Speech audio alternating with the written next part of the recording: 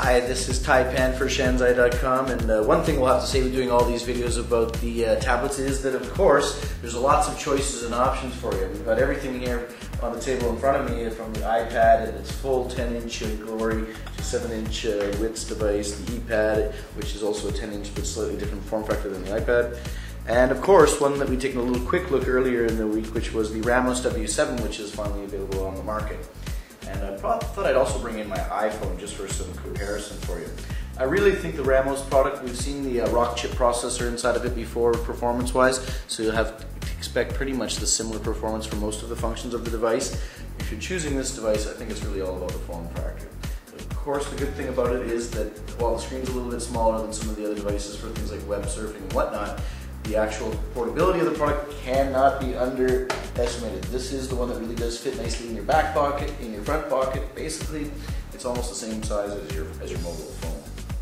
A quick walkthrough again about some of the hardware side of the Ramos device. One thing I have to say, they've done a very good job on the build quality. It kind of actually has a little bit of like an old-fashioned cigarette case kind of feeling on the back of it, which is kind of stylish and different than some of the other devices we've seen, so that's cool. Looks like they're hiding a future 3G slot or some kind of SIM card slot or something here under some plastic. Got the little speaker port here on the back to let some of that good noise out for you.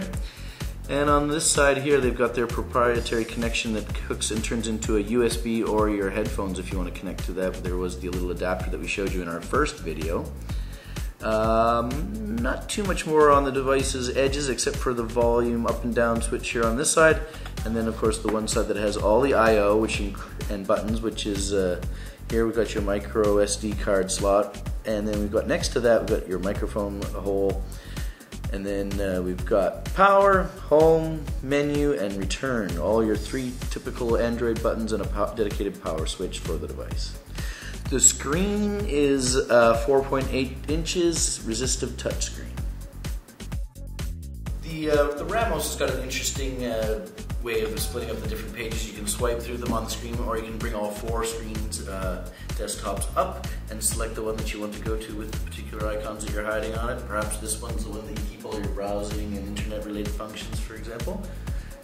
Browsing, let's fire up the browser. We've got the cached page for the Google there, but let's go off to something that we haven't surfed to yet so you can take a look and see what the loading times are like. Let's go to our favorite little CNN spot there. I think that's always a nice one to check out, because what's interesting is it depends on what's going on with your device, how CNN reads it. Some of the times when we go visit CNN, it brings up the mobile site when you're using Android, and I think on the Android 2.1 devices that we were seeing, that it brings up the original CNN website. So this one here, while it's loading, is actually looking like, oh, there we go, it's loaded up the mobile version of the site. So obviously it's recognizing on this Android iteration at 1.6 that it's a mobile device. So while you're surfing sites that have mobile options, that's what you're going to get. You can see that it moves around on CS, and then fairly quickly there, the mobile sites are optimized with small images and fast loading text for the browser. So it's pretty good in that regard. One of the interesting things we always like to see as well, of course, is a little bit of some YouTube action. One of your other favorite things to do is watch your online videos. So they've got a dedicated YouTube application. Fired up pretty quick there actually. Just loaded up some videos for you. Let's watch this video here. Deadpool's Comic Con song parody. Fire that one up. There she goes. Oh, our Wi-Fi connection has gone on low. But it's still loading the video. Okay, good.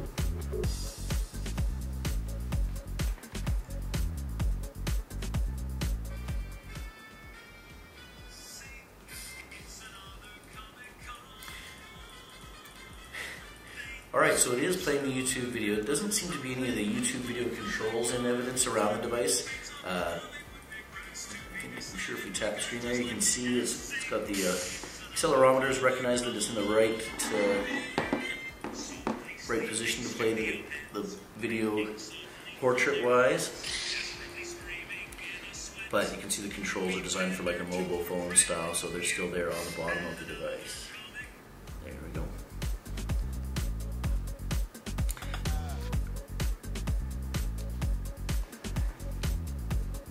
It's not the prettiest YouTube experience that we've seen, but the videos do seem to play back. Let's play some local video. We put some on the device. First of all, let's find a player that we can use. You know, after using the bigger devices, this device does feel a little bit small.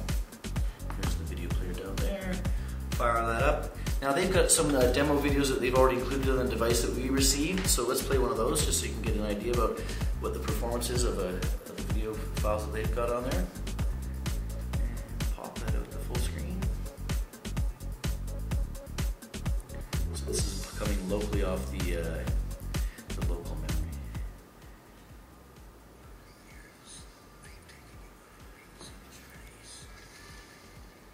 The playback is very smooth for this particular file type. It's got an AVI file wrapper, but it's the audio isn't too bad. It's not extremely loud, but for a small device of this size, we don't expect that really. With the headphones on, of course, the audio quality is fantastic. So actually, the video you can see there is playing quite well.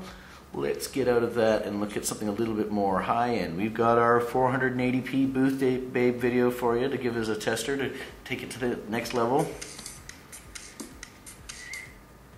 Pop that out to full screen. At 480p, the video plays not too badly. There is a little bit of stuttering. It's not completely as smooth as the original video should be, but it's very watchable. Really, you can barely notice that it's not quite muscling through that as well as it could be.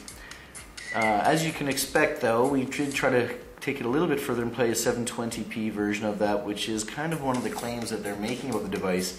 And unfortunately, at 720p, it is quite a bit more stuttering, and there's some issues with the device plowing through it. It makes an effort, gets a little green screen action going.